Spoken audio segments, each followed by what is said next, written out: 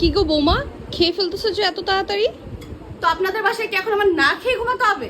না, বাবুর জন্য একটু অপেক্ষা করতে।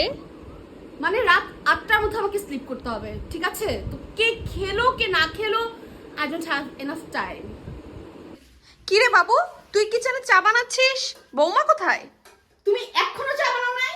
তুমি পারোটা কি? পারোটা কি? কি ঘোড়ার ডিম পারো?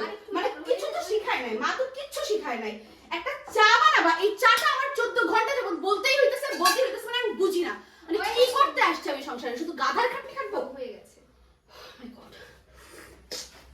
ও গড, এটা চা তুই কি দিয়ে বানাইছো এটা? আমি আবার পারছি না রে, একটু বাতাস করো। কি রে বাবু, আজকে তোর অফ ডে, সারাদিন এত কাজকর্ম করিস, একটু রেস্ট নে। মানে আম্মা, আপনার কি সমস্যা একটু বলবেন? মানে আপনি কি আমার সুখটা দেখতেই পারেন না? আমি এই গরমে আপনাদের বাসায় নাই কোনো আইপিএস, নাই কোনো একটা এসি। বাবু কি করব তুমি বলো? আম্মা নেক্সট টাইম থেকে কথা বলবেন। আচ্ছা আম্মা, বাবু তোমার কি কোনো সমস্যা আছে? আম্মা বাবু প্লিজ, আম্মা প্লিজ ডোন্ট বলো না। এই একটু জোরে বাতাস দাও, জোরে। থাক, কিছু বললামই না আর।